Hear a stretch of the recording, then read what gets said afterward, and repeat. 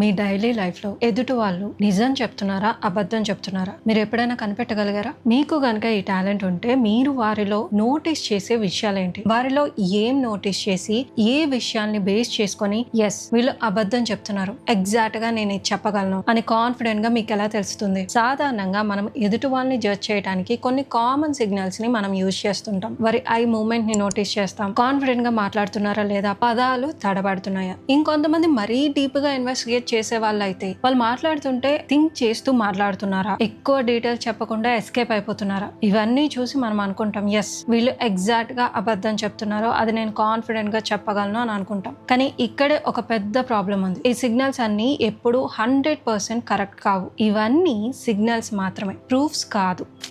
ఎందుకంటే అందరికీ eye contact నచ్చదు. కొందరు ఇంట్రోవర్ట్స్ అయి ఉండొచ్చు. తడబడ్డం అంటే ప్రతిసారి అబద్ధం కాదు, ప్రెషర్ లేదా నర్వస్ కూడా అయి ఉండొచ్చు. ప్రతిదీ సాగదీసి డీటెయిల్ గా చెప్పడం కొంతమందికి నచ్చకపోవచ్చు. అలానే కొన్నిసార్లు ఓవర్ ఎక్స్ప్లెనేషన్ కూడా అబద్ధం కాదు, అది వాళ్ళకి హ్యాబిట్ అవ్వచ్చు. అందుకే ప్రతిసారి మనం ఒక్క సిగ్నల్ ని బేస్ చేసుకొని ఎస్ వీరు అబద్ధం చెప్తున్నారు అని కన్ఫర్మ్ గా చెప్పలేం. కొన్నిసార్లు నిజం చెప్పే వాళ్ళు కూడా సస్పిషియస్ గా కనిపిస్తారు. అదే విధంగా అబద్ధం చెప్పే వాళ్ళు చాలా కామ్ గా కాన్ఫిడెంట్ గా కూడా ఉంటారు. అందుకే మనం ఒక్కొక్కసారి కొందరిని తప్పుగా జడ్జ్ చేస్తాం, అది తెలిసాక గిల్ట్ గా కూడా ఫీల్ అవుతాం. అలానే ఎవరైనా ఎగ్జాక్ట్ గా అబద్ధం చెప్తున్నారు అని కాన్ఫిడెంట్ గా తెలిసినా కూడా దాన్ని ప్రూవ్ చేయలేకపోతే అంతే ఫ్రస్ట్రేటెడ్ గా ఉంటుంది కూడా. మరి నిజం ఏంటి, ఎవరు నిజం చెప్తున్నారు ఎవరు అబద్ధం చెప్తున్నారు అని ఎలా డిఫరెన్షియేట్ చేయాలి? అందుకే కొన్ని ఇయర్స్ బ్యాక్ నేను చదివిన ఈ బుక్ ని ఈ రోజు మీకు తీసుకొచ్చాను. అదే స్పై ద లై. ఈ బుక్ లో చెప్పేవి నార్మల్ వి కాదు, మూవీస్ లో కాదు, అజంప్షన్స్ అంతకన్నా కాదు. Real life intelligence officers real case నుండి డెవలప్ చేసిన టెక్నిక్స్ ఇవి.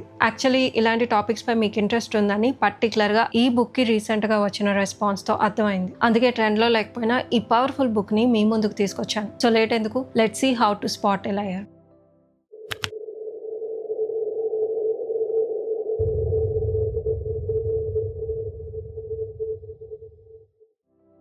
అయితే మన క్వశ్చన్కి ఆన్సర్ ఏంటి, ఎదుటి వాళ్ళని మనం ఎలా అబ్జర్వ్ చేయాలి, వాళ్ళు మనకి ఎగ్జాక్ట్ గా ఇచ్చే ఆ సిగ్నల్స్ ఏంటనేది ఇప్పుడు చూద్దాం. దీనికి సొల్యూషన్ ఏంటంటే ఇప్పటి వరకు మనం ఎదుటి వాళ్ళలో వారి బిహేవియర్ ని మాత్రమే చూస్తున్నాం, కానీ ఇకపై వారిలో వచ్చే చేంజెస్ ని అబ్జర్వ్ చేయండి. అంటే జనరల్ గా ప్రతి ఒక్క పర్సన్ కి నార్మల్ గా ఒక నార్మల్ బిహేవియర్ అనేది ఒకటి ఉంటుంది. వారు ఎలా మాట్లాడుతున్నారు, ఎలా రియాక్ట్ అవుతున్నారు, ఎలా రెస్పాండ్ అవుతున్నారు, ఇవన్నీ కొందరిలో కామన్ గా ఉంటాయి, బై డిఫాల్ట్ ఉంటాయి. అదే వాళ్ళకి బేస్ లైన్. సింపుల్ గా చెప్పాలంటే ఈచ్ పర్సన్ కి రెగ్యులర్ గా ఉండే బిహేవియర్ నే బేస్ లైన్ అంటారు. ఈ బేస్ లైన్ బేస్ చేసుకుని మీరు ఎదుటి వాళ్ళని అబ్జర్వ్ చేయటం, అనాలిసిస్ చేయటం అనేది ఉంటుంది. ఎప్పుడైతే మీ ఎదుటి వాళ్ళు వారు బేస్ లైన్ ని దాటి బయటికి వచ్చి మాట్లాడుతున్నారో అది మీకు actual signal, something is wrong అనే హింట్ లాంటిది. ఇక్కడ నుండి వాళ్ళని ఇంకా డీప్ గా అబ్జర్వ్ చేయాలని మీకు వచ్చే క్లూ ఇది. అంటే ఒక పర్సన్ ని తీసుకుంటే అతనిది కామ్ నేచర్ అనుకుందాం, కానీ స్పెసిఫిక్ గా ఒక క్వశ్చన్ అడిగినప్పుడు సడన్ గా పాజ్ తీసుకుంటారు, కొంచెం నర్వస్ గా కనిపిస్తారు. ఇక్కడ మీరు నోటీస్ చేయాల్సింది నర్వస్నెస్ ని కాదు, వారిలో వచ్చే సడన్ చేంజెస్ ని నోటీస్ చేయడం చాలా ఇంపార్టెంట్. అంటే అతని బేస్ లైన్ కామ్ గా ఉండటం, కానీ అది ఇప్పుడు చేంజ్ అయిపోయింది. ఇదే మీ క్లూ. అలానే నార్మల్ గా చాలా కాన్ఫిడెంట్ గా మాట్లాడేవారు ఒక టాపిక్ వచ్చినప్పుడు సడన్ గా స్లో అయిపోతే వర్డ్స్ ని కేర్ఫుల్ గా సెలెక్ట్ చేస్తే అక్కడ కూడా క్లూ ఉంటుంది. సో గుర్తుపెట్టుకోండి, బిహేవియర్ ఒక్కటే ఇంపార్టెంట్ కాదు, చేంజ్ ఇన్ బిహేవియర్ ఇంపార్టెంట్. కానీ ఇప్పుడు ఇక్కడ ఎదుటి వాళ్ళు బేస్ లైన్ ని క్రాస్ అవ్వగానే వాళ్ళు అబద్ధం చెప్తున్నారు అని చెప్పేయచ్చా? నో. సో ఒక్క చేంజ్ ని చూసి మళ్ళీ కన్క్లూజన్ కి వచ్చేయడం సేమ్ మిస్టేక్. మరి అప్పుడు మనం ఏం చేయాలి నెక్స్ట్ చూద్దాం. ఎప్పుడైతే ఒకరిలో చేంజ్ వస్తుందో వెంటనే కన్క్లూజన్కి రాకూడదు. ఎందుకంటే చాలా సిచ్యువేషన్లో మనుషులు అబద్ధం చెప్పడం కామన్. కొందరు తప్పించుకోవటానికి, కొందరు ఏదైనా అవాయిడ్ చేయడానికి, కొందరు మ్యానిపులేట్ చేయడానికి. అంతేకాదు మనుషులు చాలా రీజన్స్ వల్ల వారిలో సడన్ చేంజ్ అనేది వస్తుంది. అదే స్ట్రెస్ ఉండొచ్చు, ఫియర్ ఉండొచ్చు, ప్రెషర్ ఉండొచ్చు, లేదా సింపుల్ గా వారు కన్ఫ్యూజన్ లో కూడా ఉండుండొచ్చు. అందుకే ఒక సిగ్నల్ ని చూసి ఎస్ వీళ్ళు అబద్ధం చెప్తున్నారు అని డిసైడ్ అవ్వటం అంటే అది బిగ్గెస్ట్ మిస్టేక్. ఇక్కడే స్పై ద లై బుక్ లో ఇంకో కాన్సెప్ట్ ఉంది, అదే క్లస్టర్. క్లస్టర్ అంటే ఏంటి? సింపుల్ గా చెప్పాలంటే ఒక పర్సన్ లో ఒక సిగ్నల్ కాకుండా మల్టిపుల్ సిగ్నల్స్ కలిసి వస్తే దాన్ని క్లస్టర్ అంటారు. ఒక్క సిగ్నల్ అయితే యాక్సిడెంటల్ గా రావచ్చు, కానీ 2 to 3 సిగ్నల్స్ సేమ్ టైమ్ లో సేమ్ డైరెక్షన్ లో రావటం అంటే అదే వాళ్ళు సంథింగ్ హైడ్ చేస్తున్నారనే స్ట్రాంగ్ ఇండికేషన్. ఒక సింపుల్ ఎగ్జాంపుల్ చూద్దాం. ఒక పర్సన్ ని మీరు ఒక క్వశ్చన్ అడిగారు అనుకుందాం. ఆ క్వశ్చన్ వినగానే అతను సడన్ గా ఐ కాంటాక్ట్ చేంజ్ అయింది, థింక్ చేస్తూ మాట్లాడుతున్నాడు, తడబడుతున్నాడు. ఇప్పుడు ఇక్కడ ఇది ఒక్క సిగ్నల్ కాదు, 3 సిగ్నల్స్ కలిసి వచ్చాయి. ఇదే క్లస్టర్. అయితే ఇప్పుడు ఇంకో ఇంపార్టెంట్ క్వశ్చన్, క్లస్టర్ కనిపిస్తుంది కదా అని ఇప్పుడు ఎదుటి వాళ్ళు అబద్ధం చెప్తున్నారని మనం కన్ఫర్మ్ చేసుకోవచ్చా అంటే ఆన్సర్ స్టిల్ నో. కానీ ఇది మీ అనుమానం నిజమేనేమో అని చిన్న క్లారిటీని ఇచ్చే స్టేజ్ ఇది. క్లస్టర్ అంటే కోర్టులో ప్రూఫ్ లా కాదు, మీ ఇన్వెస్టిగేషన్ ని స్టార్ట్ చేయడానికి వచ్చే సిగ్నల్ లాంటిది. ఈవెన్ FBI వాళ్ళు ఈ లయర్స్ ని పట్టుకోవడానికి ఒక స్పెసిఫిక్ మెథడ్ ని ఫాలో అవుతారు. అవేంటంటే కష్టమైన క్వశ్చన్స్ అడిగే ముందు న్యూట్రల్ క్వశ్చన్స్ ని అడుగుతారు. ఈ గ్యాప్ లో అతను మాట్లాడుతున్నప్పుడు అతని టోన్ ఎలా ఉంది, బాడీ పోస్చర్ ఎలా ఉంది, స్పీచ్ ప్యాటర్న్ ఎలా ఉంది అండ్ న్యాచురల్ గెస్చర్స్ ఎలా ఉన్నాయని అబ్జర్వ్ చేస్తారు. ఇదే ప్రాసెస్ ని మీరు కూడా ఫాలో అవ్వాలి. ఆ తర్వాత ఏం చేయాలి, క్వశ్చన్స్ కరెక్ట్గా క్వశ్చన్స్ అడగాలి. సాధారణంగా మనకి ఎదుటి వాళ్ళలో క్లస్టర్స్ కనిపించగానే మనం హై లెవెల్లో ఇన్వెస్టిగేట్ చేసేసాం, వాళ్ళు దొరికిపోయారు అని ఇంకా డైరెక్ట్ గా వాళ్ళని క్వశ్చన్ చేసేస్తాం. నువ్వు అబద్ధం చెప్తున్నావు, ఇది నువ్వే చేసావా అని ఇలా డైరెక్ట్ గా అడిగేస్తాం. కానీ చాలా సార్లు మీకు సిగ్నల్స్ వారి నుండి డైరెక్ట్ గా రావు. అండ్ అలాగే మీరు ఇలా క్వశ్చన్ చేయగానే వాళ్ళు ఇంకా అలర్ట్ అయిపోతారు, వాళ్ళు ఇమీడియట్ గా డిఫెన్సివ్ అయిపోతారు. ఆ టైం నుంచి ఆ సిచ్యువేషన్ నుండి జారుకోవడానికి ట్రై చేస్తారు. అందుకే మీరు ఎదుటి వాళ్ళలో సిగ్నల్ కోసం వెయిట్ చేయటమో లేదా డైరెక్ట్ గా వాళ్ళని క్వశ్చన్ చేసేయటమో కాకుండా ఇకపై ఇలా చేయండి, స్మార్ట్ గా క్వశ్చన్స్ వేసి వాళ్ళ నుండి సమాధానం రాబట్టాలి. అంటే ఓపెన్ ఎండెడ్ క్వశ్చన్స్ అడగాలి. ఓపెన్ ఎండెడ్ క్వశ్చన్స్ అంటే ఏంటి, వారి సమాధానం ఎస్ ఆర్ నో తో ఎండ్ అయిపోకూడదు. అంటే మీరు అవును కాదు అనే ఆన్సర్స్ వచ్చేలా కాదు, వాళ్ళు ఎక్స్ప్లెయిన్ చేసే విధంగా మీరు క్వశ్చన్ అడగాలి. అంటే ఫర్ ఎగ్జాంపుల్ మీరు ఆఫీస్కి లేట్గా ఎందుకు వచ్చారు అని అడిగితే వాళ్ళ నుండి ప్రిపేర్డ్ ఆన్సర్ వస్తుంది. అదే ఏంటి అలా ఉన్నావు, మార్నింగ్ ఏమైంది అని అడిగితే ఇప్పుడు వాళ్ళు మొత్తం ఎక్స్ప్లెయిన్ చేయాలి లేదా న్యూ స్టోరీ చెప్పాలి.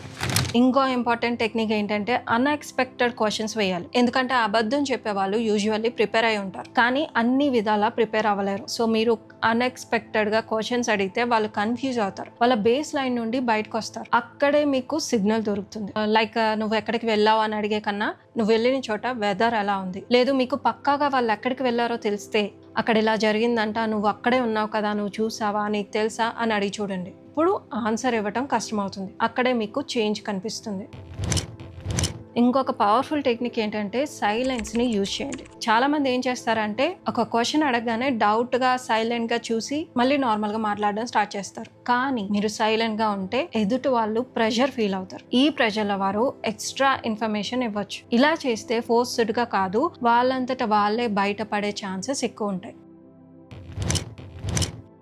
సరే, మనం ఇప్పుడు సిగ్నల్స్ని చూసాం, క్లస్టర్స్ని చూసాం, ఎదుటివారి బిహేవియర్ని ఎగ్జాక్ట్గా అబ్జర్వ్ చేయటం ఎలా చూసాం, క్వశ్చన్స్ కూడా వేస్తాం. ఫైనల్గా వాళ్ళు అబద్ధం చెప్తున్నారు అని ఒక కన్క్లూజన్కి రావాలంటే ఏం చేయాలి, దాన్ని అలా కన్ఫర్మ్ చేసుకోవాలి. అంటే ఒకసారి జస్ట్ మీరు ఏదో ఇవన్నీ అబ్జర్వ్ చేసేసి ఓకే దే ఆర్ లయింగ్ అని ఎగ్జాక్ట్గా చెప్పలేం. ఇలా ఒక్కసారే మీరు కన్ఫర్మ్ చేసుకోవటం వల్ల చాలా సార్లు ఇన్నోసెన్స్ని కూడా రాంగ్గా జడ్జ్ చేసే ఛాన్సెస్ ఎక్కువగా ఉంటాయి. సో మీరు చేయాల్సింది ఏంటంటే వెయిట్ చేయాలి, పేషెన్సీగా ఉండాలి, వాళ్ళని రిపీటెడ్ గా అబ్జర్వ్ చేస్తూ ఉండాలి, ప్యాటర్న్స్ ని నోటీస్ చేస్తూ ఉండాలి. ఫైనల్లీ కన్సిస్టెన్సీని చెక్ చేయాలి. అంటే వాళ్ళు చెప్పేది, వాళ్ళ బిహేవియర్, వాళ్ళ స్టోరీ అన్ని మ్యాచ్ అవుతున్నాయా లేదా అని చెక్ చేయాలి. ఫైనల్ గా అన్నింటికన్నా ది మోస్ట్ పవర్ఫుల్ ఇంకో ట్రిక్ ని మీరు ప్లే చేయొచ్చు. అదేంటంటే వాళ్ళతో కాన్వర్సేషన్ లో ఉంటూ ఎఫెక్టివ్ గా డబల్ క్వశ్చన్స్ వేయాలి. అంటే మీ క్వశ్చన్ చేంజ్ అవ్వాలి కానీ ఆన్సర్ ఒక్కటే రావాలి. సింపుల్ గా చెప్పాలంటే మీరు మాట్లాడుతున్నప్పుడు సేమ్ ఈవెంట్ గురించి డిఫరెంట్ టైం ఇంటర్వెల్స్ లో క్వశ్చన్స్ అడగండి. ఈ ఎగ్జాంపుల్ ని చూస్తే మీకు ఇంకా డీటెయిల్ గా అర్థమైపోతుంది. ఫస్ట్ మీరు మాట్లాడుతున్నప్పుడు నిన్న నువ్వు జిమ్ కి వెళ్ళావు కదా అని అడుగుతారు. మళ్ళీ కొంత టైం తర్వాత కాన్వర్సేషన్ మధ్యలో నిన్న జిమ్ కి వెళ్ళావు కదా, ఏ వర్కౌట్ చేసావు అని అడుగుతారు. ఇలా మీరు అడుగుతుంది ఒక విషయం గురించి, కానీ వన్స్ వాళ్ళు నార్మల్ కాన్వర్సేషన్ లోకి వచ్చాక మళ్ళీ మీరు క్వశ్చన్ చేస్తే థింక్ చేయడం స్టార్ట్ చేస్తారు, రాండమ్ వర్డ్స్ ని వెతకడానికి ట్రై చేస్తూ ఉంటారు. అయితే ఇవి జస్ట్ ఎగ్జాంపుల్స్, కానీ మీరు మీ సిచ్యువేషన్ కి తగ్గ డబల్ క్వశ్చన్స్ ని వేయాలి. అందుకే అబ్జర్వ్ చేస్తూ ఉండటం, క్వశ్చన్స్ వేయడం ప్రాక్టీస్ చేస్తూ ఉండండి. డిఫరెంట్ టైం ఇంటర్వెల్స్ లో ఇన్కన్సిస్టెన్సీని కనుక మీరు అబ్జర్వ్ చేసినట్టయితే ఇట్స్ ఎ సైన్. ఇలా డిఫరెంట్ టైం ఇంటర్వెల్స్ లో మీరు క్వశ్చన్స్ వేస్తున్నప్పుడు వాళ్ళు చెప్పే ఆన్సర్ బట్టి ఆ ఆన్సర్ లో ఎంత కన్సిస్టెన్సీ ఉందని దాన్ని బట్టి మీరు ఒక కన్క్లూజన్ కి రావచ్చు, దే ఆర్ లయింగ్ అని. గుర్తుపెట్టుకోండి, నిజం చెప్పేవాళ్ళు మీరు ఎన్నిసార్లు అడిగినా సేమ్ డీటెయిల్స్ ని మెయింటైన్ చేస్తారు, కానీ అబద్ధం చెప్పేవాళ్ళు అక్కడక్కడ కన్ఫ్యూజ్ అవుతూ ఉంటారు. మీరు గుర్తుపెట్టుకోవాల్సిన సింపుల్ రూల్ ఏంటంటే ట్రూత్ సింపుల్ గా ఉంటుంది, అబద్ధాన్ని మేనేజ్ చేయాలి కాబట్టి కాంప్లెక్స్ గా ఉంటుంది. అందుకే FBI వాళ్ళు ఒకే క్వశ్చన్ ని రిపీటెడ్ గా మల్టిపుల్ టైం ఇంటర్వెల్స్ లో అడగటం వల్ల ఆ స్ట్రెస్ అండ్ ప్రెషర్ లో కన్సిస్టెన్సీని మెయింటైన్ చేయలేక దొరికిపోతారు. ఫైనల్ గా మీ గోల్ నిజాన్ని అర్థం చేసుకోవటం. ఎందుకంటే మనం జనరల్ గా ఏం చేస్తామంటే ఒకరు అబద్ధం చెప్తున్నారు అన్న చిన్న డౌట్ వస్తే చాలు లయర్స్ అని జడ్జ్ చేసి ఆ పర్స్పెక్టివ్ లోనే చూడటం మొదలు పెడతాం. కానీ ఇక్కడ మీరు ఆ తప్పు చేయకూడదు. ఫాస్ట్ గా జడ్జ్ చేయకండి, అబ్జర్వ్ చేయండి, కనెక్ట్ చేయండి, వెరిఫై చేసుకోండి. సో చూసారు కదా, ఈ వీడియో కనుక మీకు ఇంట్రెస్టింగ్ గా అనిపిస్తే మోర్ సైకాలజీ బుక్స్ అని కమెంట్ చేయండి. అలాగే మీరు కేర్ చేసే వాళ్ళు, మీ ఫ్యామిలీ అండ్ ఫ్రెండ్స్ లో ఈజీగా మనుషుల్ని నమ్మేసే వాళ్ళు ఎవరైనా ఉంటే వాళ్ళకి ఈ వీడియోని తప్పకుండా షేర్ చేయండి. మనుషుల్ని వెంటనే నమ్మేయటం కాదు, వాళ్ళని ఎలా అబ్జర్వ్ చేయాలనేది వాళ్ళకి తెలుస్తుంది. ఎందుకంటే కొన్నిసార్లు ట్రస్ట్ చేయటం మంచిదే, హెల్ప్ అవుతుంది, కానీ కొన్నిసార్లు పెద్ద పెద్ద ప్రాబ్లమ్స్ కూడా క్రియేట్ అవుతుంది. అందుకే మీరు కేర్ చేసే వాళ్ళు ఎవరైనా ఉంటే వాళ్ళకి తప్పకుండా ఈ వీడియోని షేర్ చేయండి. లేయర్స్ ని అబ్జర్వ్ చేయటం, అనాలిసిస్ చేయటం ప్రాక్టీస్ చేయమని చెప్పండి. సరే, ఇప్పటి వరకు బిహేవియరల్ సైకాలజీ గురించి తెలుసుకున్నారు, కానీ సైకాలజీ అండ్ బాడీ లాంగ్వేజ్ తెలుసుకోవాలంటే నెక్స్ట్ ఈ వీడియోని తప్పకుండా చూడండి.